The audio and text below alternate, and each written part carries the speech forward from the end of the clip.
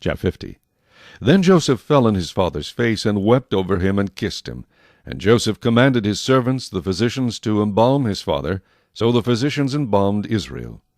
40 days were required for him, for such are the days required for those who are embalmed. And the Egyptians mourned for him 70 days. Now when the days of his mourning were past, Joseph spoke to the household of Pharaoh, saying, If now I have found favor in your eyes, please speak in the hearing of Pharaoh, saying, My father made me swear, saying, Behold, I am dying. In my grave, which I dug for myself in the land of Canaan, there you shall bury me. Now therefore please let me go up and bury my father, and I will come back. And Pharaoh said, Go up and bury your father, as he made you swear. So Joseph went up to bury his father, and with him went all the servants of Pharaoh, the elders of his house, and all the elders of the land of Egypt, as well as all the house of Joseph, his brothers, and his father's house. Only their little ones, their flocks, and their herds they left in the land of Goshen. And there went up with him both chariots and horsemen, and it was a very great gathering. Then they came to the threshing floor of Atad, which is beyond the Jordan, and they mourned there with a great and very solemn lamentation.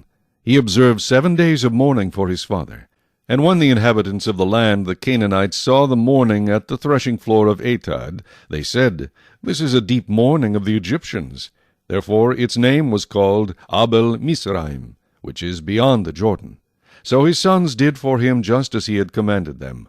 For his sons carried him to the land of Canaan, and buried him in the cave of the field of Machpelah, before Mamre, which Abraham bought with the field from Ephron the Hittite as property for a burial place.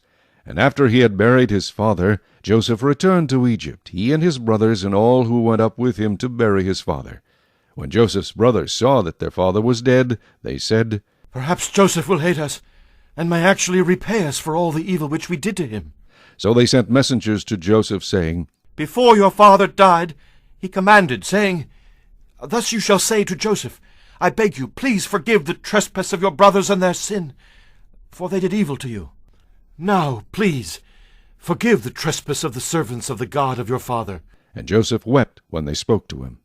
Then his brothers also went and fell down before his face, and they said, Behold, we are your servants. Joseph said to them, Do not be afraid, for am I in the place of God? But as for you, you meant evil against me, but God meant it for good, in order to bring it about